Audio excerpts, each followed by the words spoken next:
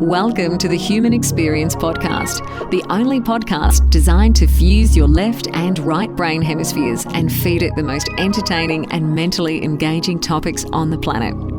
As we approach our ascent, please make sure your frontal, temporal and occipital lobes are in their full upright position. As you take your seat of consciousness, relax your senses and allow us to take you on a journey. We are the Intimate Strangers. Thank you for listening.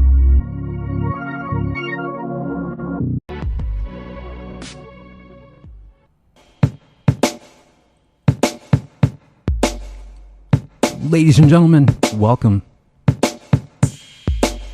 Thank you so much for your presence this evening. We are going to be speaking to my guest,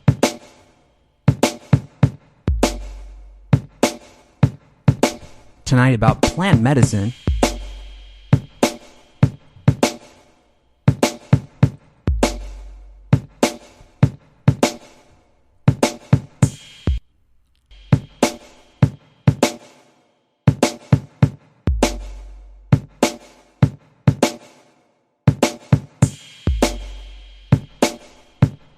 Just waiting for everyone to show up here. This is our Christmas end of 2019 special, and we're broadcasting live on YouTube, Twitter, DLive, Twitch, so many different platforms that we are multi-streaming to, because the way YouTube is heading is just a strange place. If you haven't heard the show before, this should be something highly enjoyable for you. So welcome to the show. If you want to chat with us, simply go to allmylinks.com/thehumanxp. Click the top where it says community invite. That will let you onto the server where you can ask questions and talk to us here. So whether you're here with us live or listening to this on the podcast version, thank you so much for your presence. Sincerely appreciated. Either way, sit back, grab a drink, and enjoy this conversation.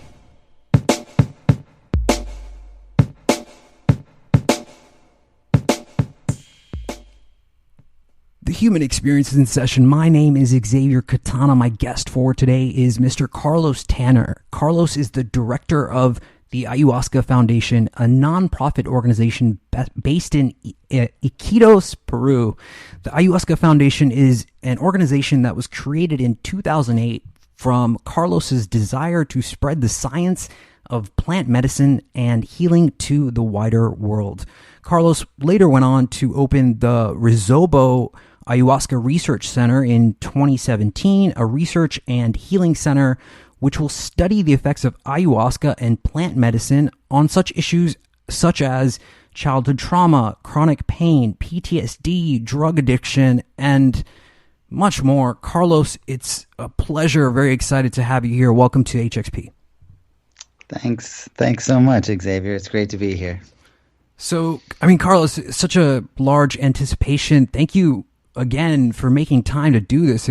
Christmas was yesterday, so it's time for the holidays, and no one really wants to work, today. But I'm glad you're here, and we could talk about such an important topic. But let's start sort of from the beginning. How did you get to a point where you wanted to work in this field? Yeah. Well, it's always a challenge to try to pick a place to start, when you're talking about a life path. I often say that it all started with the movie Return of the Jedi, because when I was just a little kid, I saw the Ewoks and they had a shaman. At least it was depicted as a shaman, and that became like my favorite figurine for some reason. And that was the first time I ever really knew that there was such a thing as a shaman, I guess. But later it kind of became more real for me, I guess, when I started reading Carlos Castaneda's books in high school. And then, of course, when I started experimenting with psychedelics like mushrooms in high school and then into college. I started to feel like that there was something a little bit different about me, I guess. I didn't really want to like go to a party or something. I enjoyed being out in the woods. And then my life just continued on. After college, I got a job, a career job, working as a production manager of a nonprofit. Of a news weekly called The Valley Advocate in Western Massachusetts, and that was kind of like, oh, here I am. This is going to be my life. I have my career, so I got a nice house, had a nice car. Started checking the things off of the list that we're supposed to do when we become successful. But a couple years in, I wasn't happy. I was actually like starting to feel more and more depressed, and I really felt like this was like not satisfying. This concept of success was not what I had imagined it to be, and I began drinking more, started using different drugs, not like psychedelics for exploration anymore. I started using opiates to try to dull myself, to try to tolerate the success, I guess, and that led me to kind of spiral out of control and slowly like spiral my life down into the depths of addiction. Became a heroin addict, but still worked. I was keeping my job and tolerating it by having myself be numb to it, to the dissatisfaction, until that culminated in me waking up in my car at like 2:00 in the morning underwater. I had blacked out behind the wheel while driving high on drugs and drunk, and had to figure out where the hell I was, climbed out the window of my car, swam to the shore, and at that point realized that if I didn't do something drastic, my life was going to end. Wow. And so the concept of success and, tolerating it, whatever, all of that didn't matter anymore. It was more about survival and becoming healthy again. Sure. And 2 weeks later, I got an email from a friend, seemingly randomly, that informed me that she was in Iquitos, Peru, that she had met these two men from Russia who had found a shaman that they were drinking ayahuasca with, and she had no idea that I had driven into the river. She, was traveling and didn't know any of that news, but decided to write to me to see if I wanted to come down. So I took that as an omen, and I booked a flight and flew down to Peru, met her, drank ayahuasca, and I guess you could say the rest is history. But the reality was that I spent the most profound 3 weeks of my life in a healing process that uncovered the traumas that were at the root of my addiction and the root of so many other problems in my life, and came to an understanding of what healing was on such a deep level, and also an expanded view of what reality is on such a deep level. And during that time, the shaman, or as they call them in Peru, curandero, whose name was Don Juan, he told me that this was my path to be a healer. My experiences in my own process were pointing me in the same direction, and he invited me to become his student and be his apprentice and live with him, and I accepted his offer. And so that was in June of 2003. And then in January of 2004, I moved to Iquitos permanently, and I lived with him for 4 years. And at the end of 3 years, I started coming up with this idea that would eventually become the Ayahuasca Foundation. Wow. I mean, it's such an amazing story. We've covered, various aspects of addiction on the show. We've had Dr. Gabor Mate. I'm sure you know who that is. And of course, he does a lot of work, as you know, on addiction. And I mean, there's something about being here. I mean, whether it's being incarnate here or what, but there's something about being in pain and wanting to somehow mask that suffering. And according to Dr. Mate, what's happening with an addict is that they, that's what they're trying to do. They're in so much pain that they're just trying to mask that pain level they're in. I agree completely. I mean, I'm so fortunate to be able to read his work, and I'm so thankful for his contributions for sure. But that's exactly it. You know, that's exactly what it was for me as well. Like the addiction to drugs was an attempt at self-medication, and I think that's what's happening for so many people.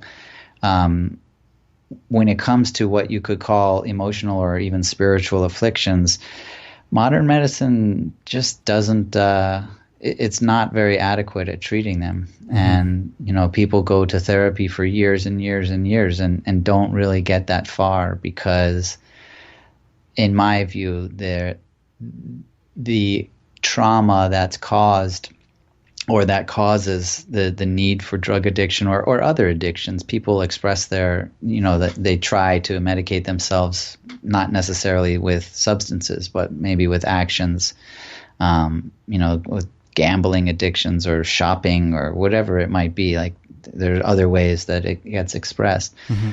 But all of those causes, the root causes, which I refer generally to as traumas, they are all happening at heightened sense of emotion. They're heightened emotional states, heightened perceptive ability states, which comes from having those heightened emotion states. And so if you're just sitting on a couch and you're relaxed, then you're not going to be able to reach the depths that those heightened states allowed you to achieve. And that's where psychedelic therapy becomes so valuable. And that's why ayahuasca is so powerful, because it replicates that heightened state, except it doesn't have fear to replicate it. And so you have a controlled environment where you actually have access to those deeper levels of consciousness where the roots are planted, so to speak. And you can then pull those roots up, as in the metaphor. Yeah. I've come to look at it a little bit differently, which is using a reference of states of matter. Mm-hmm. And so, we're very familiar with the three most common states of matter of water, which would be vapor, liquid, and solid, or gas, liquid, and solid, the common three states. Mm-hmm. And those, I feel, can be related to the three states of our being, which would be our mind, our thoughts, and the liquid related to our emotions, and then the solid related to our physical bodies. But those can also be related to the three states of matter in consciousness, the gas state being the state of ideas, and the liquid state being the state of beliefs, and the solid state being the state of truth. And the truths reside in your body, and the truths essentially become the foundation that you build your realities on, your personal truths. And beliefs, though, they flow more like your emotions. They can change. It's easier to change your beliefs than it is to change your truths. And the ideas are the most fleeting. You can have ideas come and go all the time. And then you condense them into beliefs when there's a particular resonance to an idea. Mm-hmm. And then a belief can sink down into freezing, so to speak. You can solidify a belief into a truth. But when you solidify the belief into a truth, it then begins to reside in your body. And that we would call the subconscious, because it's just much more difficult to access. It's solid, And so once you solidify a belief into a truth, it's very challenging to liquefy it again, to bring it out of the realm of solid. And that, to me, is what happens when you have a trauma. You take an idea that becomes a belief through the heightened emotional state, and then it becomes solidified into a truth inside your body. And it's just very, very challenging to liquefy, to transform that truth back into the state of beliefs and ideas so that it can be let go. But when you use a substance like ayahuasca, which is essentially an amplifier of perceptive ability, then you have a much greater access to the solidified state. You know, you have an expanded awareness of what is, what you are, and what the world is around you, because you can see beyond the visible spectrum and hear beyond the audible spectrum, and all of your senses can sense beyond their normal limitations of biology. And by doing so, you can gain much greater access to those truths. And then you can liquefy a truth. You know, you can transform a truth back into the realm of beliefs and ideas if it doesn't serve you, if it's detrimental to you, which a trauma, of course, would be. But you can also take ideas and beliefs that are positive and helpful for you and solidify them. You know, replace a detrimental truth with a positive truth. Sure. And that, to me, is the essence of the healing process within the ayahuasca tradition. I absolutely love that analogy so much. I mean, what is the human body mostly made of is water, right? So, I mean, it's perfect. And I mean, yeah, and the cells contain memory. So, you know, when you experience trauma, it's like the consciousness is a crystalline structure, and it does store information. And in my experience with ayahuasca, it's kind of like a closet door that's been closed and the light is off, and you forgot about it in your house, in your mind. You've forgotten it's there. And in my experience, what ayahuasca does is it opens that door, it turns the light on, and one at a time it pulls out, you know, something that you've forgotten about, a trauma that's affecting you, and you look at it, you observe it, and you get to play with it from different angles, and you know, somehow that affects the healing process. Without a doubt. I mean, to give the example of my personal healing experience and how it relates to what the ideas that I just put forth are, I had I feel like my life was basically very, very good. You know, I wasn't, my parents didn't abuse me. They didn't beat me or anything. I wasn't like in the presence of, an abusive relationships in my family and my life or anything. But I did have some traumas, and so I was sexually molested in a park by a stranger when I was young, and that definitely like had a powerful negative influence on my life. But there was a particular moment in my life that I completely forgot about, that I had no idea was there. And in the second ayahuasca ceremony that I attended, I relived that experience. Like all of a sudden I was 8 years old again, and I was in my room. My brother, who shared my room, was crying, and I was listening using a glass against the wall to my parents on the other side of the wall in their bedroom having an argument because my father had lost his job and they were fighting about money and finances, and I was the youngest of 4 children. And for some reason, my mom decided to say that they didn't have money for me, and like named me, as if like to suggest that if they only had 3 kids, then they would have been okay, And then my parents went on to get a divorce. And I totally forgot that moment had happened, but right there in the ayahuasca ceremony, I relived this memory. And as soon as I started, as soon as I saw the scene like playing out, I was like, oh my God, I totally remember. I remember this night exactly. And then I saw like how I had taken that moment and decided that it was my fault.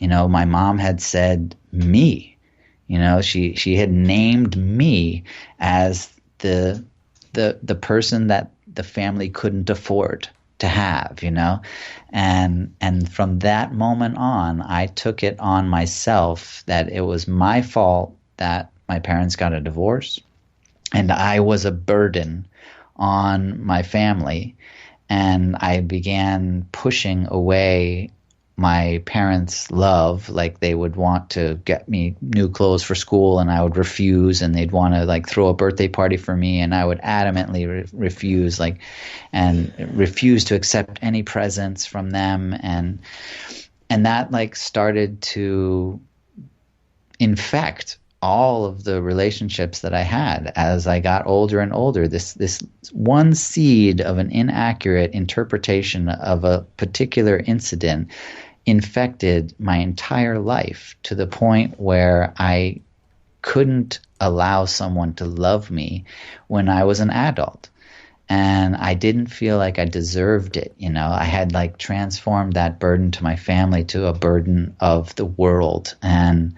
And that led to this depression that couldn't really be resolved. And I didn't even know that it had happened. You know, I didn't even remember. But then right there in the ceremony, I reinterpreted, more accurately interpreted that same situation, but in that heightened state. And I was able to override the original misinterpretation and replace it. Essentially, like, took a truth that had been in solid form in my life for decades and removed it. And I released it into the realm of belief and ideas and let it go, and then replaced it with a more accurate truth that served me better.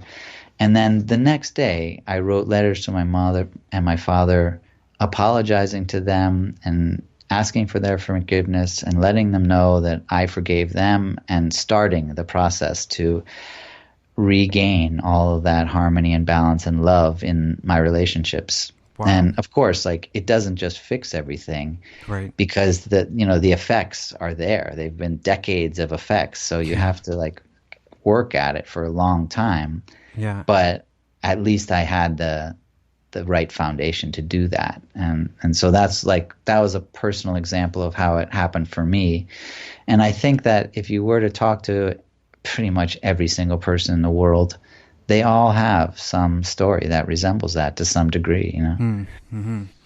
I mean, it's really interesting to me, you know, how much of a profound effect ayahuasca can have. I remember after the first time that I drank the tea, the first time I had a very deep awareness and realization that alcohol was a poison. It was poisonous to my body, and I never drank alcohol again. I still don't. I just have no need for it, you know? And I mean, there's also something about the Western paradigm of Western medicine that kind of is this sort of revolving door. You know, it doesn't seem to seek cures for patients. It seems to want to get you on drugs, sort of, you know, mask the symptoms and, you know, bring you back next month. And I think the people that I encounter that have this interest in plant medicine, or namely ayahuasca, they're curious about it because they've met this wall in Western medicine, and they are, to be honest, they're just desperate. They want to be healed. They want to be, you know, for lack of a better word, normal. They want to feel like they're making progress somewhere within themselves, you know? And so they're searching for, you know, retreats that are thousands of miles away. And you know, it's a weird system that we're in. Would you agree? Definitely. I mean, it's hard to look at where we are now and not have some level of some sort of kind of conspiracy theory, which is such a shame, you know. But I definitely feel like we had a system of medicine that was trying to bring about health and happiness for people, and that somehow was replaced by this massive profit corporate, you know, this corporatism of medicine that we have now, which is exactly like what you say, and it makes total sense. I mean, if you're a pharmaceutical company and you're trying to make money, and the way that you do that is selling medicine to sick people, you clearly do not want everyone to be healthy. You know, you're like, hey, this is our whole livelihood for our shareholders to profit, we need as many sick people as possible. Do you really want people to be healthy? If anything, you want to find out ways that you can get people to be sick, because that's going to gain more customers. So that's the kind of the conspiracy theory element of it, where we have what we jokingly kind of call a healthcare system, where it doesn't really seem like people care about you at all, and they're not even trying to have you be healthy. And that's not the doctor, though. That's not the nurse. Like, I think that human to human interaction is like, people do want you to be healthy. Your doctor does want you to be healthy, except that they went to a school that was funded by a pharmaceutical company, and the curriculum that they studied was developed by people that sat on the board of pharmaceutical companies. And so they learned essentially to become prescribers. Right. And now in the US, where you see advertisements for prescription drugs, which is pretty ridiculous that we even have that, but they don't even refer to the doctor sometimes. They say, ask your prescriber for more information. Yeah. Like, just, go to the guy who has to write you the piece of paper to get this because you want this drug, Yeah.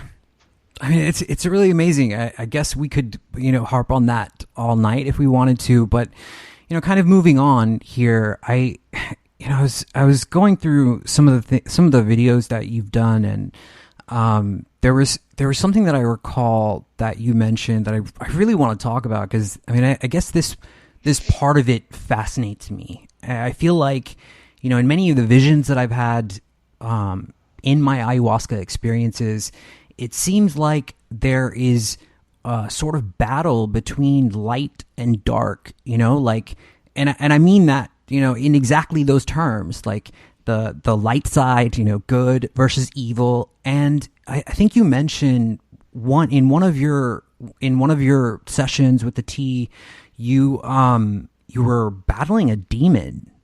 Is that right? Yeah.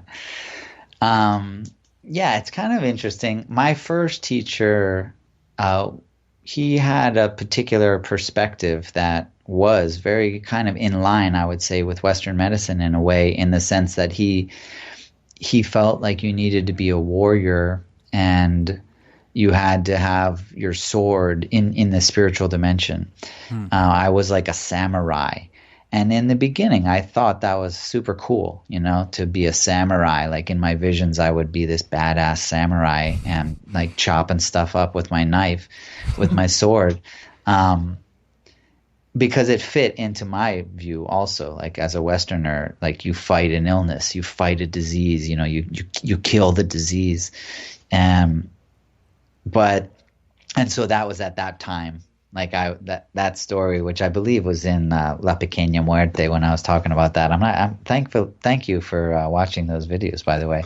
But yeah, so early on, I believe that was just my third ceremony. I found a vine, like, just looked down and saw that there was a vine growing out of my belly into the ground, and decided to follow it. So my spirit left my body and like started climbing down through the earth, following this vine, and it followed it like through the earth all the way to the other side of the earth into outer space.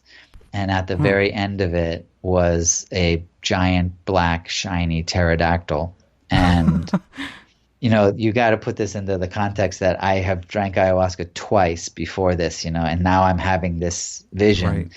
Right. And as soon as I saw the pterodactyl, I was just like, you were driving the car, because it had always bothered me, like how I had blacked out behind the wheel. I kind of, when I say I blacked out behind the wheel and drove into a river, people often imagine that I just blacked out and swerved off the road. But that's not how it happened. I blacked out and drove down Main Street, took a left at the light, went through 2 lights through the center of town, took a left on Route 10, drove like 4.5 miles, took a left down a road I'd never been down, drove this windy road down until it hit a cornfield, drove across the cornfield through the like cornfield, and then drove into the river. Like I had this crazy like specific route that I had driven. And so when I woke up, I was like, where the hell am I? Like, how did I get here? Like, who was driving the car? I kept thinking, like, who was driving the car? Like, I was blacked out. Like, how was I driving and not conscious? And so as soon as I saw the pterodactyl, I was like, you were driving the car. And I just pulled out my sword. This was before I don't think he'd even told me that I needed one, but I just had one, and I chopped that thing up into pieces. Mm-hmm. And then I was afraid that it was going to, I don't know, Terminator 3, like melt back into itself again. Mm-hmm. So I pulled out a laser that I had, just happened to have. This is all in my vision, and lasered the pieces into this dust that floated in space, because we were floating in outer space. And what was that really like? What was really happening there? I don't know. But I definitely know that when I did that, I had just defeated a demon.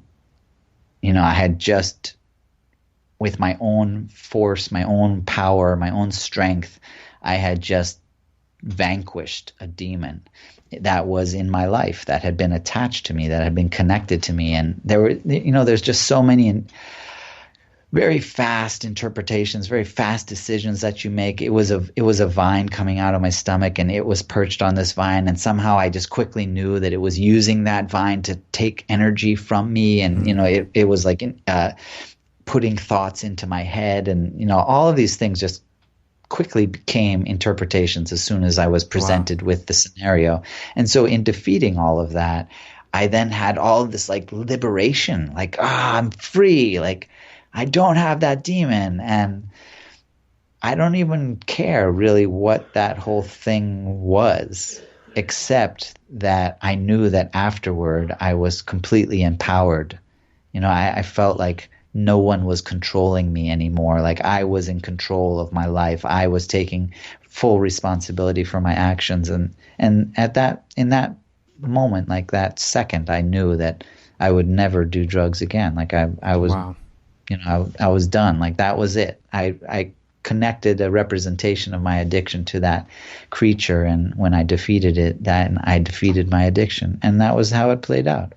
That's amazing. What a profound story. Thank you so much for sharing that. I mean, I don't know, man. I mean, I think people have, some, relevance to that, something in their lives perhaps they don't feel. And, I feel like that the sense of this is increasing more and more. I don't know if it's just a sign of the times. I don't know if it's like a Kali Yuga thing. Maybe it's just the way things are now. And maybe this is how we learn and grow the most, is through these battles in our lives. And whether, it's a demon or whether it's something else, there is that. You're fighting with that. And, there are some people who are called to this role of ayahuasca. And I know for me, it's in my DNA. It's in my blood.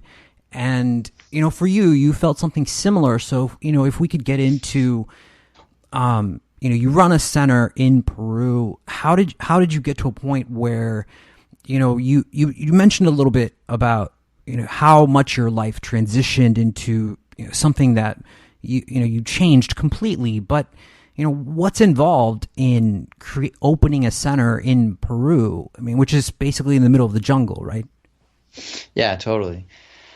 Yeah, I mean, getting back to like just what you were describing and the state that we're in right now, you don't have to go that far back in modern history. And thankfully, you don't have to go back at all, because there are cultures that are fully intact, like non-Westernized cultures still exist on the planet, thankfully. And that's who I work with.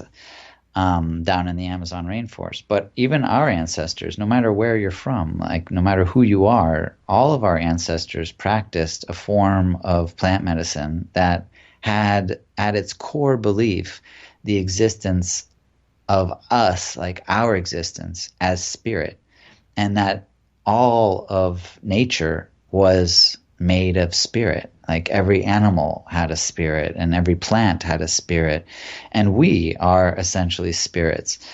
And that isn't that far back. You know, you don't have to go that far back to have that be our own ancestral wisdom. Mm-hmm. But it's like in the span of human history, it's an incredibly new idea to abandon that concept of spirit.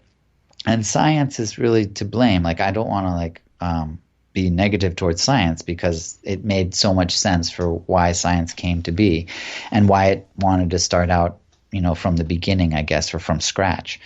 But science took this notion where, you know, let's start with the stuff that you can touch, you know, let's start with the easy stuff, the solid stuff, and we'll work our way up. And so spirit just kind of fell by the wayside. It became removed, you know, from our consciousness. Mm-hmm. And then human culture kind of started spiraling out of control. And so I definitely feel like when it comes to these concepts of demons, or the concepts that the indigenous people still use today in their understanding of the world, it is still within a spiritual dimension. It's their paradigm, you know, the spiritual paradigm or the indigenous paradigm. And we don't have that. And I don't think it's coincidence that we don't have a spiritual paradigm and we are all suffering from depression. You know, we are, and it fits consumerism perfect. You know, like the corporatism, like, oh, you feel like you're empty inside because you don't have the understanding of what you're truly filled with, which is love and spirit. Then buy stuff. Go buy something. Yeah, right. Exactly. And so we're all coming to find that now, though. We're all kind of waking up to that. And like you were saying, we're all starting to like feel this intuition that we need to get back to what our ancestors were doing. But unfortunately, we don't have that. You know, I don't have the ability to go see where my ancestors, nobody's doing it anymore. It's forgotten, you know, it's gone. And so we're traveling to the distant places left on the planet where those ancestral traditions are not gone. Sure. And where they're still being practiced. And so thankfully that they are being practiced. Right. And now even science is coming around. You know, it's kind of coming full circle to the point where even scientists have to acknowledge that there is certainly something beyond what our normal understanding is, and that there's whether you want to call them dimensions, although that's certainly being a word being used by science now, you know, that there are many, many dimensions that are existent, but we aren't able to perceive them due to our biological limitations. You know, like we're even within our scientific paradigm, we're coming around. It's just that those details of that aspect of understanding within current science is not permeating into general consciousness the way that like biology is or chemistry is, you know. But I think that that's just a matter of time, and I feel like there's a coming together now where you have science actually looking directly at ancestral traditions and basically opening up to a new understanding that hopefully will be permeating the future of humankind and be what brings us back to harmony and balance. And that's where, to get all the way back to your original question, sure. I don't feel like I did much to start the Ayahuasca Foundation or to start the research center or, you know, all of that. It just played itself out, you know, like I just kind of followed the path. Like I just did what I was supposed to do. That's what it always has felt like. Mm-hmm. And so now, like looking back, I I look back and I'm like, wow, this is incredible. Like, this is so great that this happened, you know? But I can't really say that I did that much. Of course, you know, I made decisions. I acted, and I had faith, and I trusted. But all of the people that it took to make the Ayahuasca Foundation, and all the people that it took to get the research projects and the funding from the UK government and all of that, you know, like, I didn't do much. Those people just showed up, you know, Mm-hmm. and I believed in it. Like, I believed that it was going to happen. And the reason I believed in it is because Spirit told me, you know, like, I had ayahuasca showing me the way. And then I had the bioluminescent tree Noya Rao, like, literally just setting it all up for the research. The research center belongs to a tree. What do you mean? It's so true. But I basically received an email in 2013 saying, hey, we're a charity organization in the U.S. Called the Granttown Foundation, and I'm so thankful for the Granttown Foundation. I encourage anyone to check out their website, granttown.org. I'm so thankful for them. And they offered to fund the building of a research center if I would build it. Wow. And I knew it was going to be a huge project. And so to help me make that decision as to whether or not I should do this, I went into the jungle and I did a diet with a bioluminescent tree called Noya Rao, a tree that's leaves glow in the dark. And if you're watching on YouTube, there's a picture on the right-hand side of my teacher, Don Enrique, up above, and down below there's some blue leaves. There's a photograph of the leaves that are actually glowing. Yeah. And so I did a diet with this tree, which essentially meant that I ingested it, and I chose to fast. So I fasted for 8 days, and so I only ingested the extract of a root, of the root of this tree, and nothing else for 8 days. And I connected with this tree, and so when I walked out of the jungle, I had drawn the architectural plans for the research center on a piece of paper with a pen, and so that was clear that yes, I was going to accept this offer and I was going to take on this project. But it was really Noya Rao, this tree, that brought me to that decision. And Noya Rao is what I feel brought me the researchers, because I have a degree in philosophy and a degree in art. You know, I was a graphic artist as my career in the U.S., and I knew nothing about research. And here I am building a research center in the middle of the jungle. And people would, of course, ask me how are you going to do the research? And I would say, I don't know. I honestly don't know, but I feel once I get it close to built, the people will show up, the right people will show up. And sure enough, a psychiatrist from the National Health Services came and did a retreat, and he had met one of my facilitators randomly in a bar in Costa Rica or something. And he did a retreat. His mind was blown. He went back and he took it upon himself to write up all the grant proposals, and he won the grant from the National Health Services. The UK government actually gave him the money to set up his research.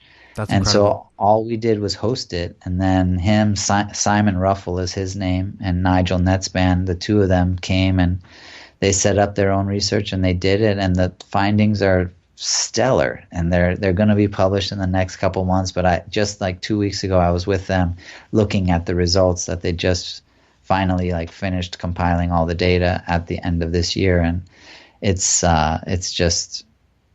going to make people's jaws drop to see just how effective this medicine is.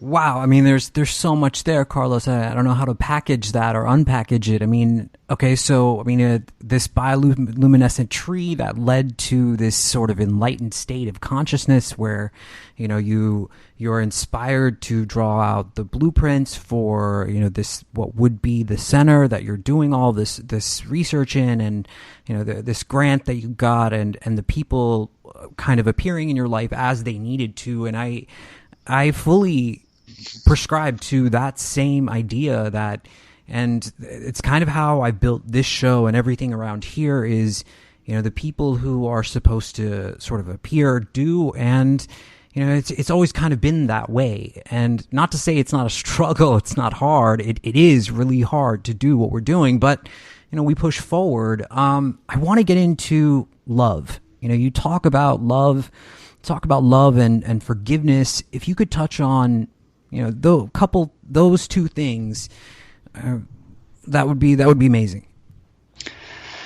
Yeah, definitely. Well, I think the way that I look at, the way that I look at everything is through consciousness now. Like my philosophy, if you want to call it that, is that everything is made of consciousness. So the energy of the universe is consciousness. Every cell is consciousness. Every atom is consciousness. There is nothing but consciousness. That is my personal philosophy. But of course, there's so many different kinds of consciousness, just like we were talking about states of matter.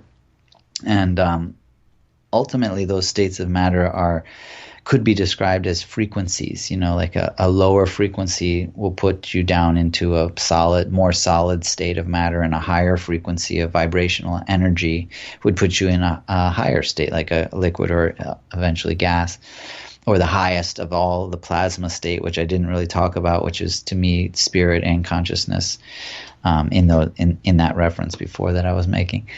And so love is in the realm of the highest vibration.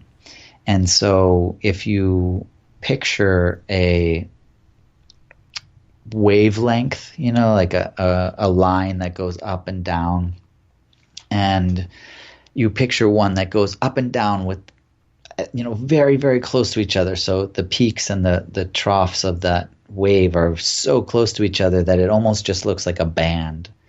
That is the frequency of love.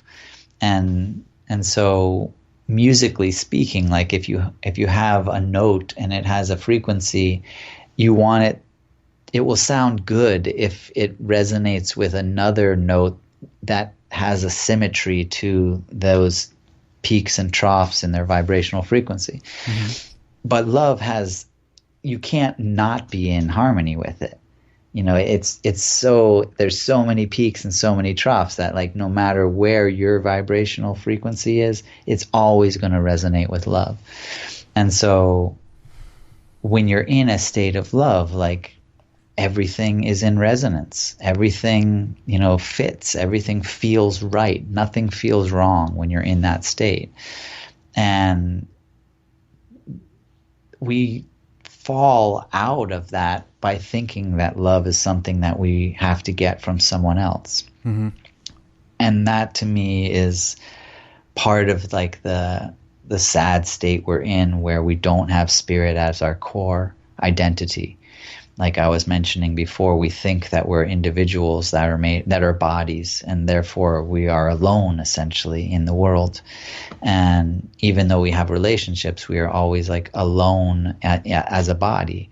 But when you have spirit as your core, and everything has spirit as its core, then you have this universal spirit that you're all a part of something. And the simplest term for that is nature. We talk about nature as if it's something outside of ourselves. It's very common to say, I love being in nature. But we rarely say that we are nature. And yet we are. Of course we are. We are walking on this planet as animals, and every other animal is nature, but not us. And that's just inaccurate. And so if we could get back to an idea that we are nature, then I think very quickly we can get back into the state that by loving nature, which I think is a pretty easy thing to do. When you see a beautiful mountain or a beautiful stream or a waterfall or just a flower blooming or hear birds chirping, or even when you see a child smiling, it still has that aspect of nature. If we include ourselves in that, then we can easily bring that love to ourselves and feel that love from nature, because nature loves us the same way it loves every tree, every plant, every animal. And I know that might sound like some hippie crap or something, but it really is the reality. Like that vibrational frequency of energy is permeating all of existence. But our consciousness is so powerful that we can deny ourselves that. And in the same respect, like you got to where you are because you felt that you trusted this vision. You know, you had a vision and you knew it. You know, you like knew that this was going to be it. And to the point where even if there was an obstacle, you were going to find a way around that obstacle or through that obstacle because you believed in it. Right. And that's what it was for me too. Like I was building a research center and I had so many problems. I mean, it got hit by lightning at one point, like crazy stuff happened. But I just knew to such a degree that it was meant to be, that I just persevered. I just did what I had to do. And I think that every success story has that underlying theme that people just knew. And that's why they were able to persevere. And when an opportunity comes and you don't have that belief, then it's very easy to say, nah, that could never happen, you know? Oh, that door could never open for me, kind of mentality. And then you just don't walk through the open door, or you don't allow that opportunity to reveal itself or to, you know, provide the gifts that it is there to provide. But when you do believe in it, then you're ready to step through that door. You're expecting it. You know, you're just like, oh, well, an opportunity is going to come. I know it will because I believe in this. And that to me is the result of reconnecting with nature and allowing yourself to bring yourself up to that resonance of love and that frequency of energy. Yeah, I mean, that's such a powerful statement. I think that realizing, you know, love is within ourselves, and you know, I think so much of something that happens is that people are seeking that connection so much with someone else and looking for something that's already inside of themselves as, you know, I don't know, as a means to get it, you know, through someone else's validation or acceptance, or maybe it's like a neurological thing that happens in the brain. But, you know, even that is short-lived, you know, until you find out that when it comes from yourself, it's the most lasting and the most pure and the most real.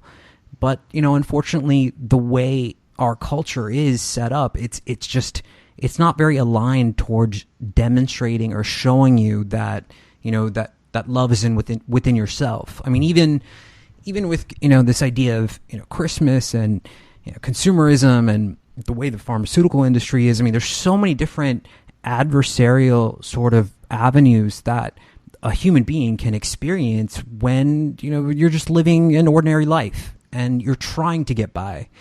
And, you know, especially this time of year, I think it really affects people. You know, they look out at, you know, they look externally at the lives of others. Maybe it's on Instagram, maybe it's on Twitter, you know, whatever, wherever it is, but you're comparing your life to theirs. And you're thinking in your mind like, oh, okay, well, this guy has it, this person has it made. You know, this person has everything that I desire and want in my life. And then somehow you just feel like crap because of that. You know, I recently had someone tell me exactly that, you know, they just don't feel like they're in the right place in their life because, you know, everyone else around them seems to be more put together, but that's just, that couldn't be further from the truth. That's just not it just appears that way.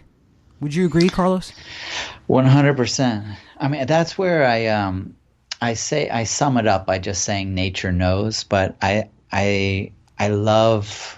spend a lot of time in the Amazon rainforest, and I mean, like in the jungle, you know, and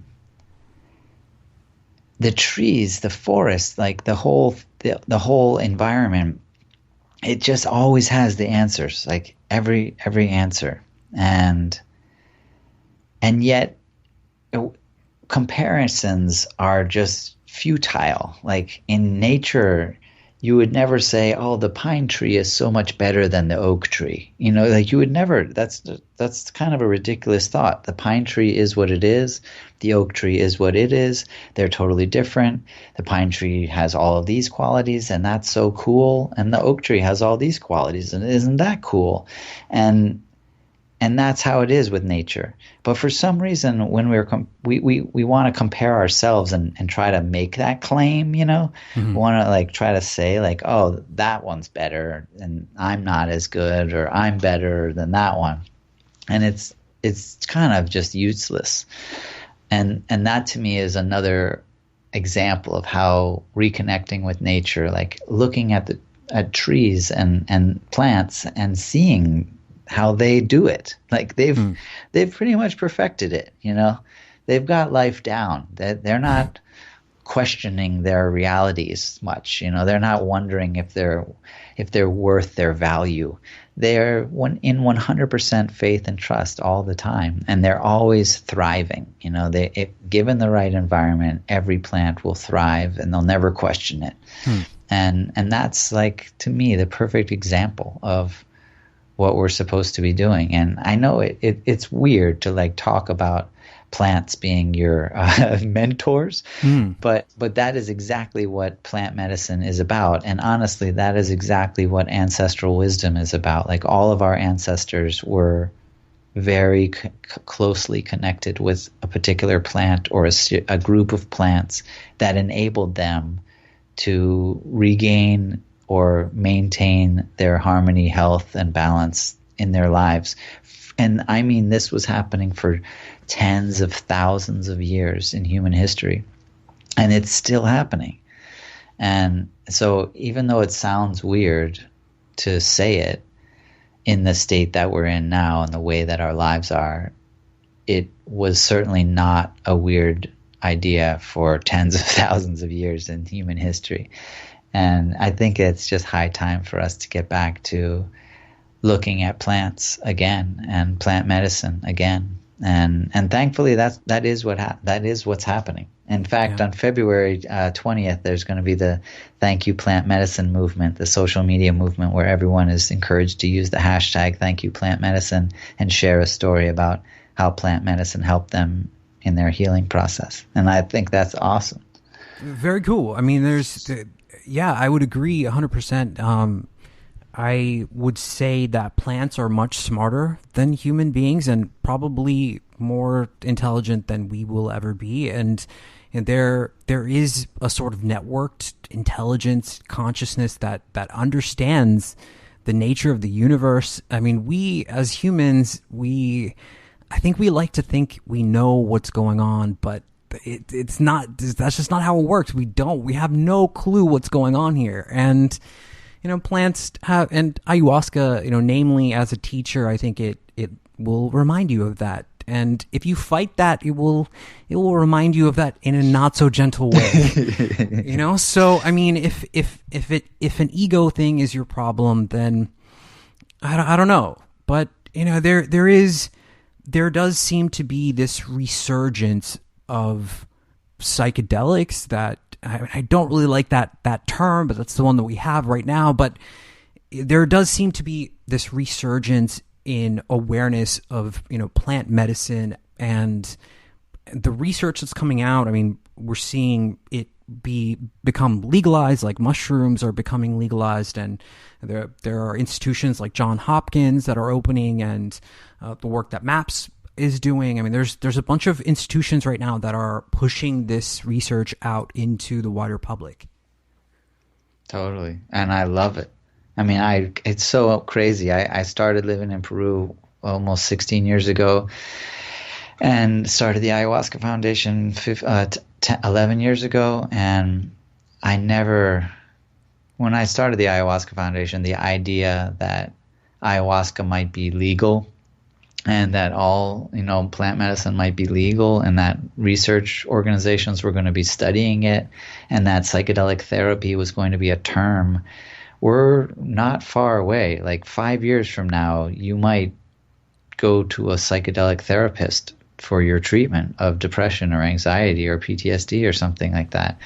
And that is, to me, really fantastic. And a lot of that is just because people are starting to realize just how powerful we are. To me,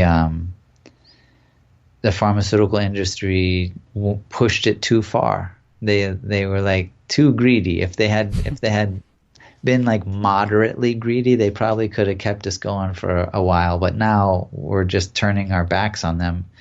The human race is just fed up with it, and so we're empowering ourselves, and so grateful for Johns Hopkins University and Imperial College, which also announced their grant to build a psychedelic therapy research center in the UK, and to King's College that's helping fund the research that we're doing at the Ayahuasca Foundation, and the NHS. I mean, how crazy is it that a government is funding ayahuasca research? That is, the future to me looks bright. It looks very, very bright, and people are returning to using plants the way that their ancestors did, and not, they're not going full native, so to speak. It's being blended with the developments that we have made, because it's not like modern culture was total crap. There's been some really wonderful developments in technology. I'm certainly not against technology. The fact that you and I are talking in this manner and so many people are listening is amazing. Right. So I do envision like an incredible future, but that respects and honors the wisdom of nature and incorporates it. And now with the environmental movements as well, like I'm really hopeful for the future personally. Like I think it's a pretty cool time to be alive.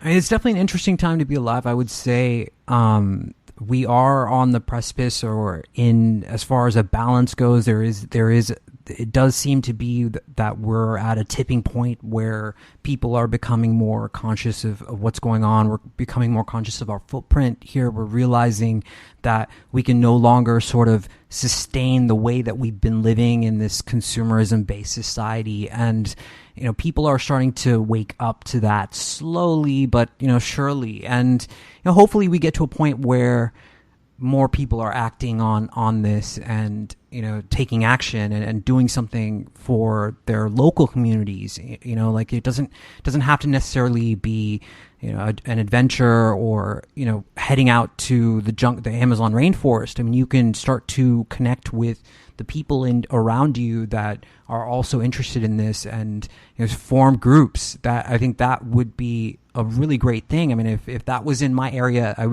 would have gone to that easily, at first. Carlos, we're running out of time, man. This flew by. I want to give you a chance to kind of wrap this together.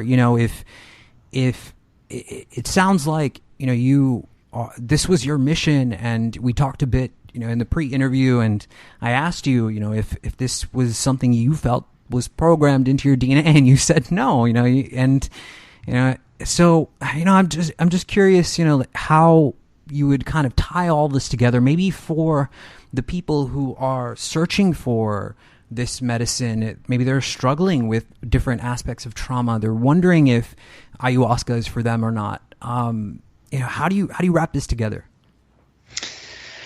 Right. Well, there's a lot of different paths to take, of course, and ayahuasca is certainly one of them. I have a bias towards ayahuasca, believe it or not. I definitely feel like it is one of the most effective ways at treating trauma, and that's the particular focus of the research that we're doing, and the results have just been phenomenal, like I mentioned, in the ability of ayahuasca traditional therapy, because it's not just ayahuasca. There's a whole group of plant medicines that are involved in collaboration with the ayahuasca ceremonies. But to me, like I said, it's all about nature, and like you were talking about, you don't have to go far to connect with nature. There's a park if you live in the city. There's your backyard if you live with a backyard. There are gardens. Luckily there's nature everywhere, and just by connecting with it, and by connecting with it, what does that mean? I really just mean like just sitting in the grass, like touching the tree, like feeling the leaves of a plant, something very, very simple. Plants are always in this harmonious state. They're always in a state of balance. They don't get thrown off. Their consciousness is rock solid, and they can share that with us. They can bring us to a balanced state. But if you are troubled by trauma and you are troubled by anxiety and crippled by depression, ayahuasca is definitely a fantastic option. Our center offers programs that range from 1 week to 8 weeks. And if you feel like it is your calling also to be a healer with plant medicine, we have training programs or educational courses that we offer too. And so if you visit the website ayahuascafoundation.org, you can check out that information, and soon we'll be publishing the research on our own website, but that research will be published in over 10 journals in the next few months.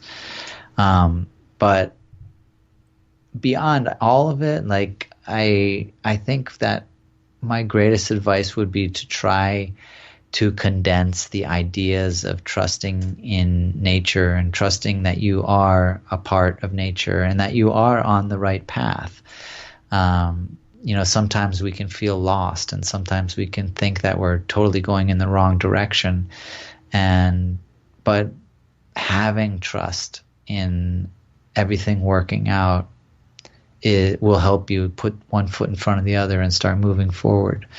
And so there are these little things that we can do, and trusting in the process, trusting that it will all work out, putting your faith in something bigger than yourself, which I think is nature, which you are, will be helpful in allowing you to figure things out, allowing you to find the right path for you. And it's all going to work out. Like, I guarantee it will all work out. That is an important perspective, I think, to have, just to like you said, to put, one foot in front of the other. And a lot of people need that. A lot of people need just to find the ability to do that. Carlos, where can people find your work? Yeah, like I said, ayahuascafoundation.org is our a nonprofit organization, and we have programs that you can check out on that website.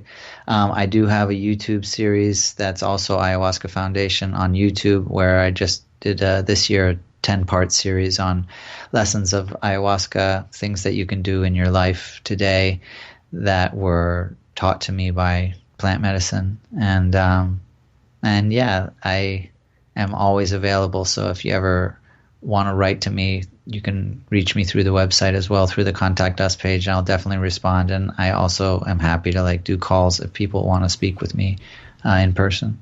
Perfect. Carlos, I sincerely appreciate your time. Guys, that's going to wrap it up for us here at HXP. Wow. I mean, we didn't drop any packets or any frames tonight. I'm really happy at the quality of the stream, and I appreciate everyone that was here. I know it's the holidays and everyone's with their family, so I sincerely appreciate it. If you're listening to this on YouTube, make sure you click like and subscribe to the YouTube channel.